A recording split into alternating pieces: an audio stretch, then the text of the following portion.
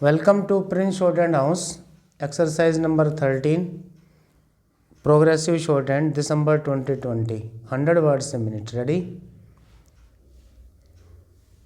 Start. Mr. Deputy Chairman, sir, it was a pleasure to listen to my friend, but I thought that he would launch his maiden speech as the leader of the opposition with a statement that the season for friendly opposition has started. But I am afraid he has a job requirement, and precisely for that reason, he has used a very critical line. He has said towards the end that he was impressed by the finance minister's speech, but he was disappointed after reading it. My submission is if he reflects deeply and dispassionately, he will again go back to his initial reaction. He will remain impressed, perhaps more impressed than what he thinks he should have been. I think it is unfair to say that the diagnosis is partisan, and also unfair to say that remedy is going to be worse than the disease. Now, I submit for the consideration of the honorable leader of the opposition that history always does not solve the problems of tomorrow or today. His basic thrust has been that there is a problem. The country is facing crisis and economic crisis, fiscal crisis and foreign exchange crisis. It is good to confess that we have a problem. Who contributed how much is a matter of detail, that is a matter of debate. But can you escape the responsibility that this also contributed in a large measure and contributed in an irresponsible manner at a time when the economy was most vulnerable?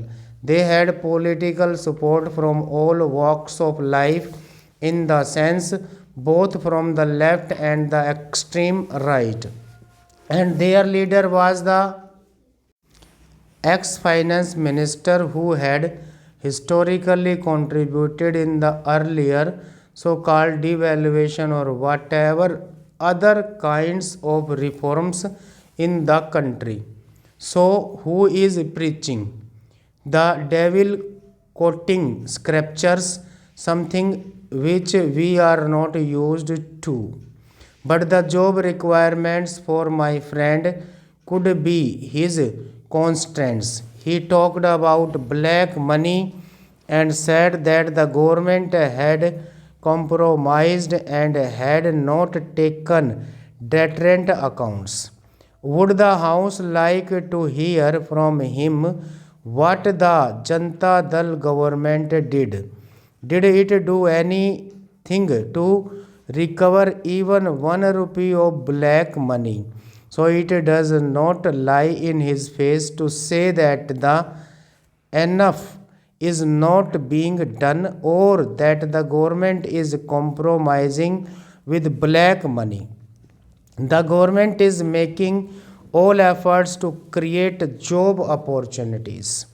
Mr. Reddy, the basic point that you made is that your so called eighth plan was promising jobs and money to job seekers. Your government is on record. It took a deceitful action. In the election manifesto, you have said that the right to work would be a constitutional right. What steps did you take to convert that promise into reality? How many extra jobs were created? So, it was not only a political rhetoric, but it was a concrete dishonesty.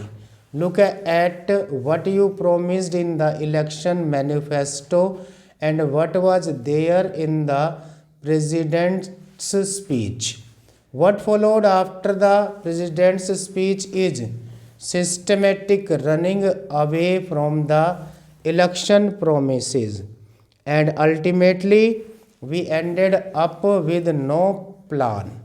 You created sufficient situation for the next government of 9 months not to get off the ground so far as the plan processes are concerned. At least they tried better, and they did not promise anything as you did because they had no occasion to formally promise.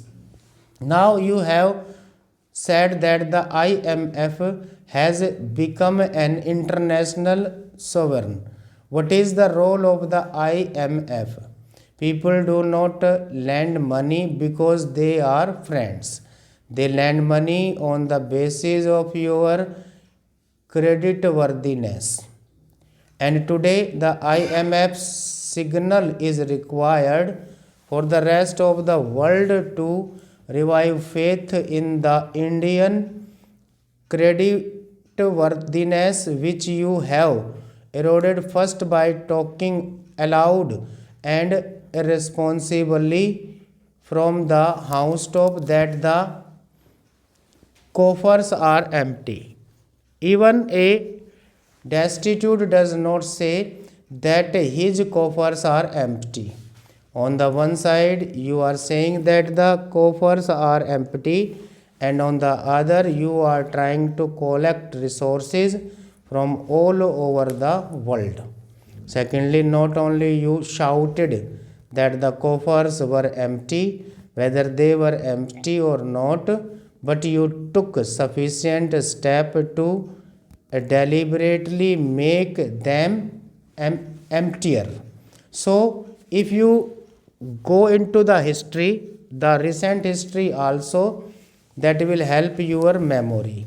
That will also help in moderating your reaction to the budget proposals and taking a more mature, responsible, and national oriented posture towards cooperation and the enthusiasm behind cooperation so far as economic reforms are concerned. I am glad that he has taken note of three crises: fiscal deficit, price rise, and foreign exchange. Let me remind him that in 1987, when your party came to power, what was the price situation?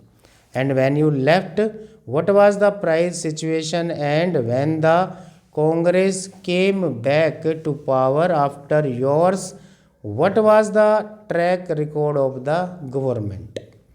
What did the government do? We are sure that you have repeated the history of 1987. Stop.